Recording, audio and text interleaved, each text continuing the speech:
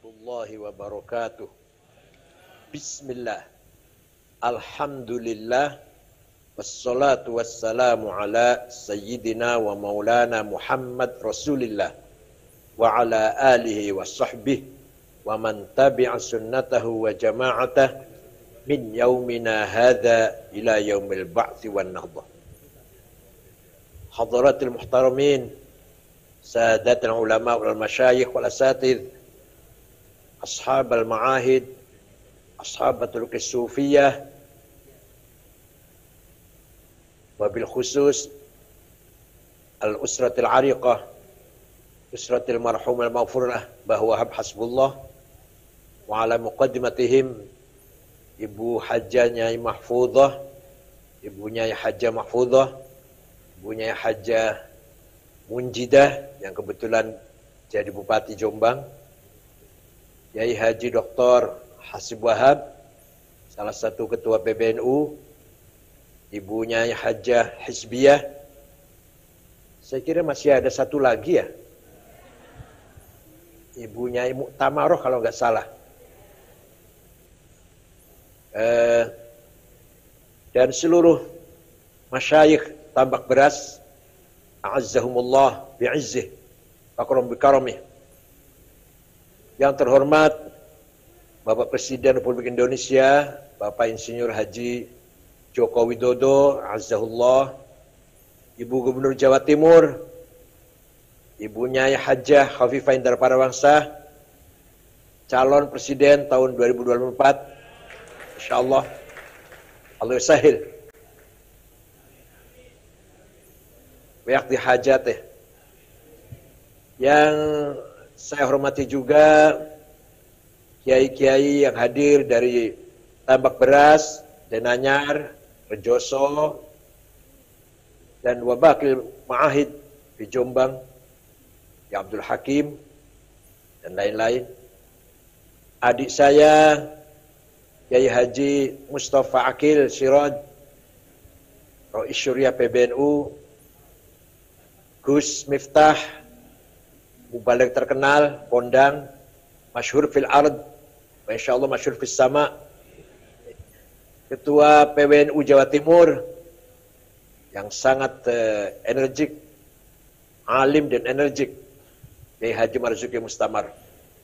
Sadati wa sayyidati, ashabi wa zumalai, abna'i wa banati. Oh, maaf, para pejabat pemerintah yang hadir, baik dari Kabupaten Jombang, Provinsi, rombongan Ibu Gubernur, dari TNI Polri yang berbahagia. Bapak-Ibu sekalian, hadirin hadirat yang saya hormati. Bimunasabati dzikra dzahabiyah li wafatil marhum wal maghfurlah Mbah Abdul Hasbullah, azzahullah wa hafidhahu wa aq'adahu fi maq'adi sidqin 'inda malikin muqtadir. Maka kita bersyukur kita masih bisa berkumpul walaupun ada sebagian hanya melalui daring atau virtual seperti saya ini, dan saya sangat bangga ketika mendengar bahwa virtual ini atau acara ini diikuti oleh sekian juta para pemirsa, yang merupakan kebanggaan sendiri, merupakan kehormatan sendiri bagi Mbah Wahab. Mengapa Mbah Wahab, Mbah Hashim, Mbah Wahab, dan kiai yang lain ketika hidup dihormati, sudah wafat pun masih dihormati? Kenapa itu? Ketika hidup dihormati orang, sudah wafat pun masih dihormati orang. Karena Mbah Wahab khususnya ini, karena Mbah Wahab sadar bahwa hidup ini membawa amanat, dan amanat itu diimplementasikan, dijalankan dengan sebaik-baiknya. Maka lahirlah bagi Mbah Wahab sebuah visi misi yang diembannya, yang dipikulnya, sehingga semua gerakannya, perilakunya, sikapnya, semua demi kepentingan keberhasilan visi misi yang ideal, yaitu Islam Sunnah Jamaah Nahdlatul Ulama. Di samping visi misi pesantren dan seterusnya. Di samping visi misi kebangsaan. Itulah yang bisa menjadikan orang itu berharga. Sadar bahwa hidup ini amanah. Kemudian menjalankan amanah tersebut. Itu berharga itu. Bagi orang yang tidak sadar bahwa hidup ini amanah, maka hidupnya abad. Hidupnya sia-sia. Afahasibtum annama khalaqnakum afahasibtum annama khalaqnakum abatha wa annakum ilaina la turja'un. Apa kamu mengira saya menciptakan kamu itu main-main? Tidak ada visi misi, tidak ada amanah, cuma main-main saja. Daripada sepi gitu kira-kira, hanya makan, minum, tidur, pelon lah. Bersuka cita, tidak ada sedikit pun ada rasa amanah. Apakah kamu mengira bahwa kamu sekarang tidak akan dikembalikan atau tidak akan kembali kepadaku? Kamu saya ciptakan membawa amanah. Dan kamu akan kembali kepadaku, kata Allah. Kamu saya ciptakan tidak sia-sia. Tapi ada tujuan, ada ghoyah, al-quswa, amanah yang sangat mulia, yang nanti kamu akan saya minta pertanggungjawab ketika kamu sudah kembali di hadapanku. Amanah apakah itu? Allah berfirman dalam Al-Quran, Inna aradnal amanata ala samawati wal ardi wa bayna ayyah. Inna aradnal amanata ala samawati wal ardi wal jibal fa bayna ayyahmilnaha wa ashfaqna minha wa hamalaha al insan innahu kana zaluman jahula. Saya tawarkan amanat kepada langit, bumi dan gunung. Saya tawarkan. Semuanya menolak. Karena ngeri, worry, takut kalau tidak bisa menjalankan amanat tersebut dengan baik. Manusia menerima, kita menerima amanat yang ditolak oleh langit, ditolak oleh bumi, ditolak oleh gunung karena ngeri, karena khawatir, karena takut, tidak mampu menjalankannya. Kita menerima. Padahal manusia itu potensial, zaluman jahula. Bukan hanya zalim jahil, tapi zalum, sangat zalim, sangat kurang ajar, berpotensi sangat zalim, wajahul, dan berpotensi sangat bodoh, sangat tolol manusia itu. Bukan hanya zalim dan jahil, tapi lil mubalaghah, zaluman jahula. Bicara amanat, maka amanat ada dua. Pertama, amanah samawiyah, ilahiyah, muqaddasah. Amanat dari langit yang bersifat ilahiyah dan suci sakral. Apa itu? Agama. Agama isinya dua, syariah atau akidah dan syariah. Akidah dan syariah merupakan amanah dari Allah kepada kita semua. Alhamdulillah kita warga Nahdliyin umumnya lah masalah akidah sudah selesai. Sifat 20 itulah akoid seket, akoid khamsin, sudah selesai itu.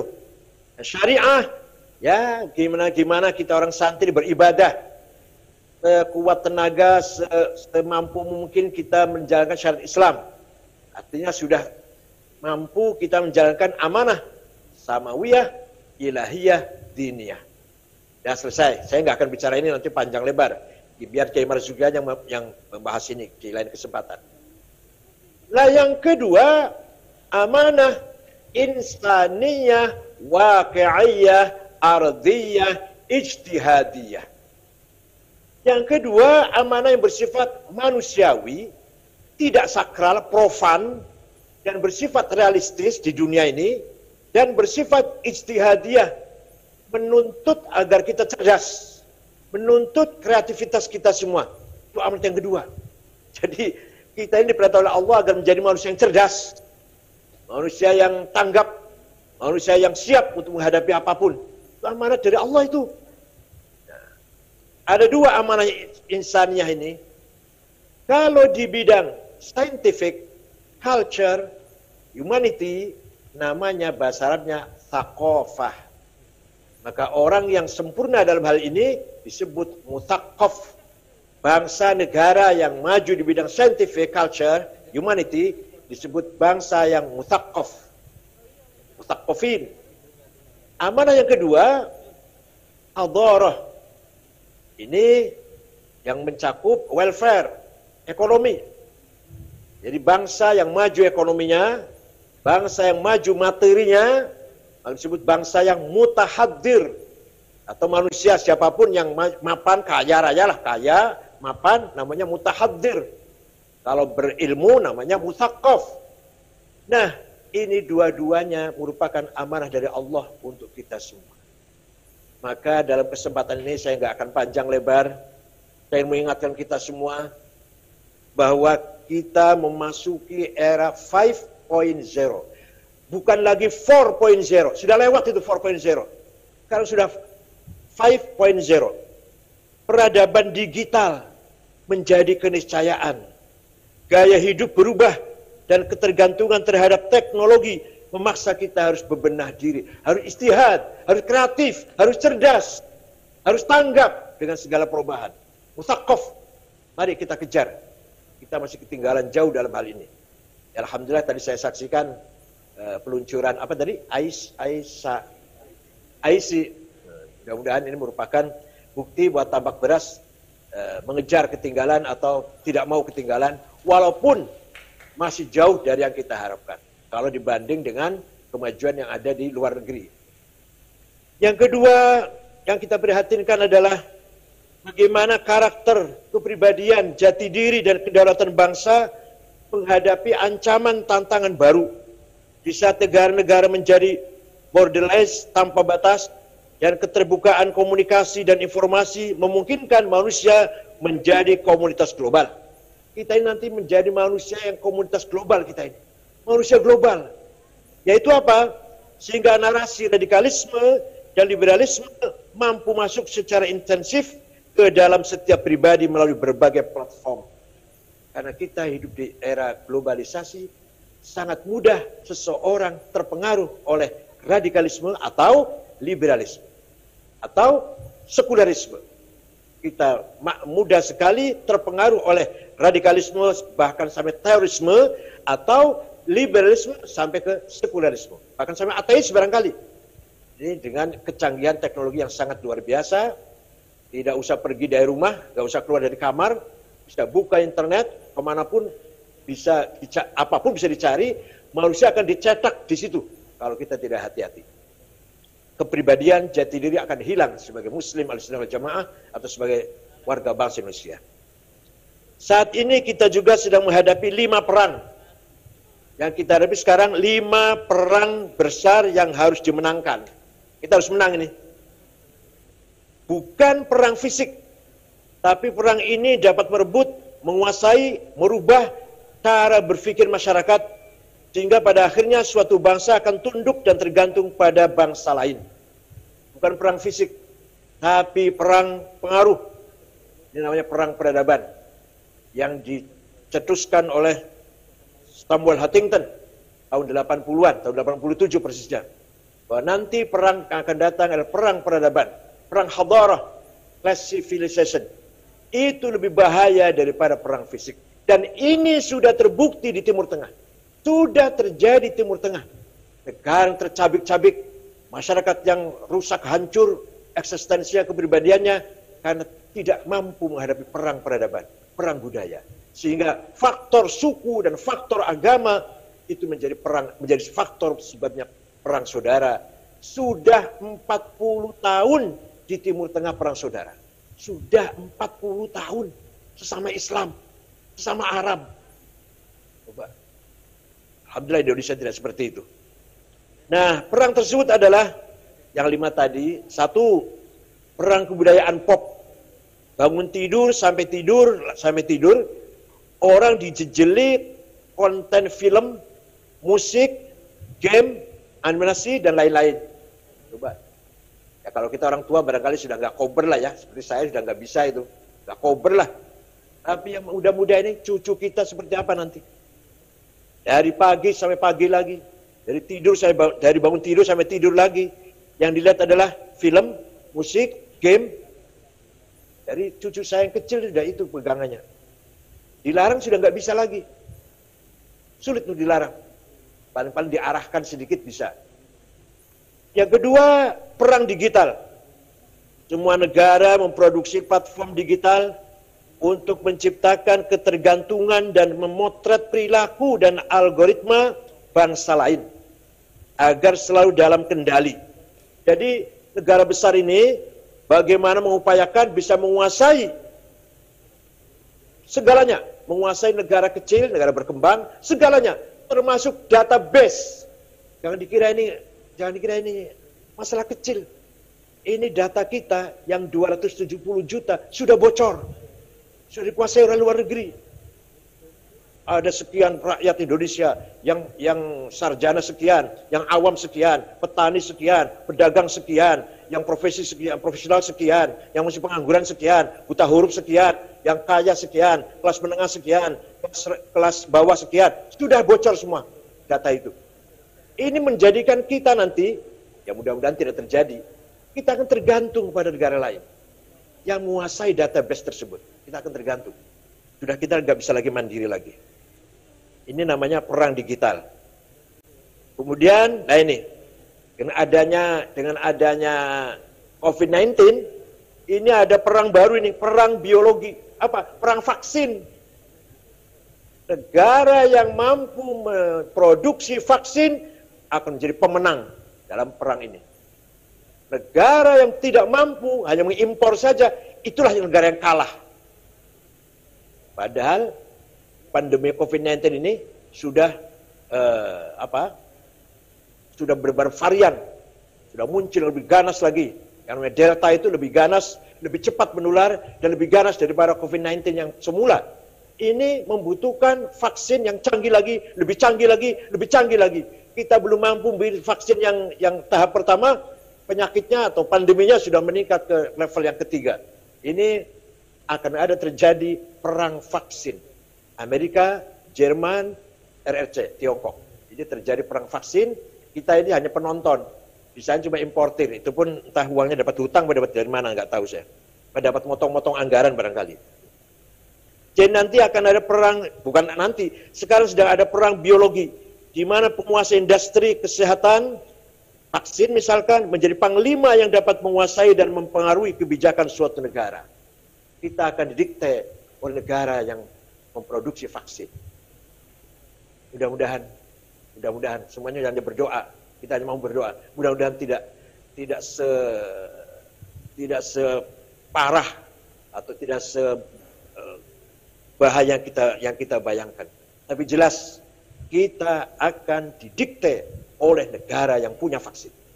Itu jelas. Sejauh mana pengaruhnya, itu nanti kita lihat nanti. Yang kelima, perang makanan, air dan energi. Siapa yang memiliki sumber-sumber makanan, air dan energi, maka akan mampu menjadi penguasa global. Itulah gambaran era globalisasi memasuki 5.0, bukan lagi 4.0. Nah ini bagaimana caranya kita tidak ketinggalan dalam hal ini.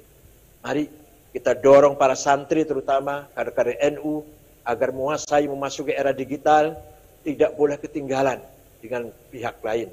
Alhamdulillah sekali lagi saya tadi terharu bersyukur diluncurkannya IEC ya, itu menunjukkan kita tidak ketinggalan insya Allah. Di sisi lain Indonesia sebagai bangsa dan negara yang berdaulat harus mampu menseimbangkan pengelolaan people, planet, property, dan peace untuk memperkokoh eksistensi bangsa. Ini juga luar biasa beratnya itu. Kepedulian terhadap lingkungan dan pengendalian serta pengelolaan polusi sampah, terutama sampah plastik, harus segera dilakukan karena ancaman lingkungan adalah ancaman kehidupan. Indonesia ini juara nomor 2 sampah plastik setelah Cina. Jadi juara, tapi juara buang sampah plastik di laut Indonesia itu. Itu akan merusak ekosistem laut dan seterusnya. Dan ini akan merusak lingkungan dan yang kita hidup di lingkungan tersebut. Kemudian oleh karenanya kita harus mampu memadukan antara teknologi spirituality dan humanity agar tidak terjebak dalam pertarungan global yang melahirkan kolonialisasi gaya baru. Kita harus mampu mewujudkan smart people yang bisa menjawab tantangan zaman, bukan hanya sebagai objek dan pasar dalam kompetisi global. Karena itu, digital talent dan cyber army harus diperbanyak dan diperkuat agar mampu mewujudkan kedaulatan digital di Indonesia, terutama kita warga Nahdlatul Ulama. Saya kira itu. Adapun bicara masalah Haul Mbah Wahab, saya tidak bosan-bosan cerita tentang Mbah Wahab bagaimana berangkat dari tambak beras keliling Nusantara sampai ke Sumatera Selatan. Jumpa dengan kiai namanya Kiai Kamil Soleh, asli Semarang. Siap menjadi pengurus NU, menjadi pendiri NU di Sumatera Selatan. Kakeknya Pak Taufik Kamil, mantan Dirjen Haji zaman Pak Agil Munawar itu. Kemudian ke Banten Menes, jumpa dengan Residen Abdurrahman, kakek istrinya Pak Hafid Usman. Abdurrahman itu. Menes itu Pak, Bu, sekarang saja saya ke sana males. Sekarang saja jalan sudah bagus lah, tapi masih males, sempit, rusak, belok-belok. Seperti apa Mbah Wahab tahun-tahun 26, 20, 27, 28, 30. Seperti apa itu? Ya gelap, entah pakai kendaraan apa itu, saya nggak tahu. Apa naik sapi apa itu, apa naik kerbau barangkali. Kemudian ke Betawi, Guru Marzuki di Cipinang Muara. Jumpa dengan Guru Marzuki, siap menjadi pengurus NU.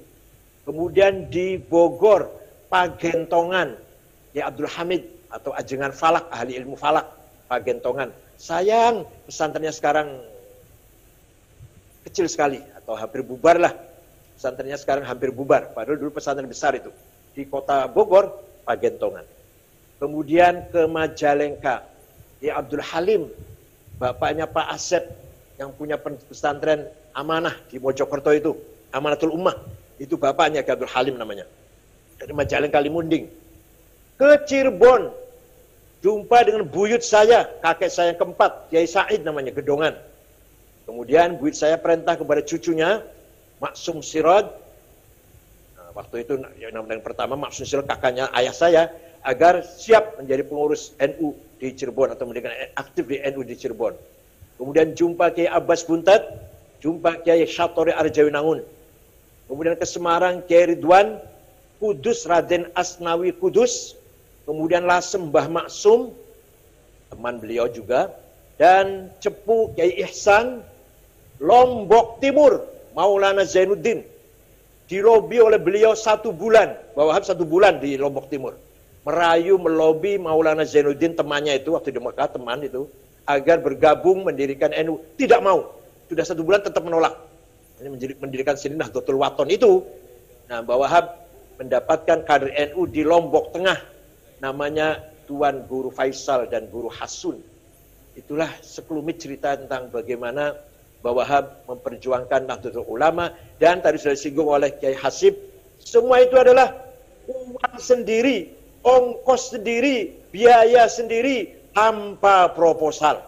Waktu itu belum ada proposal ya, belum ada tradisi proposal. Ya Allah, Mbah Wahab, Masya Allah, seperti apa itu? Saya bayangkan, saya saja sekarang muter-muter itu, naik pesawat, naik mobil, capeknya luar biasa kalau nggak istirahat. Itu sekarang pandemi lagi istirahat banyak ini. Kemarin sebelum ada pandemi COVID-19, acara padat tiap hari undangan, capeknya luar biasa. Masih naik pesawat itu, naik mobil itu. Mbah Wahab, kita bayangkan, naik apa ya kira-kira waktu itu? Dan seperti apa transportasi? Seperti apa jalan yang ada ketika itu? Tahun 28, tahun 30. Itulah Mbah Kiai Rasulullah. Dan wajar kalau NU sekarang berkah, insya Allah qaimah wa daimah ila yaumil qiyamah insyaallah. Bi barakati Mbah Hasbullah, Mbah Hasyim Asy'ari, Mbah Samsuri dan kiai-kiai yang lain. Karena memang diperjuangkan dengan tulus ikhlas tanpa ada pamrih kecuali li'ilai kalimatillah allati hiyal ulya. Selamat memperingati haul Mbah Wahab az-zikrul az-zahabiyah al-khamsina sanah Fatih. Insyaallah beliau sekarang berada di fi maq'adi sidqin 'inda malikin muqtadir. Di sisi Allah di tempat duduk yang namanya as-sidq. Memang beliau minas shadiqin. Syukron, mohon maaf kalau ada perkataan yang tidak berkenan. wa dumtum fil khairi wal barakati wan najah wallahu a'lam. Wassalamualaikum warahmatullahi wabarakatuh.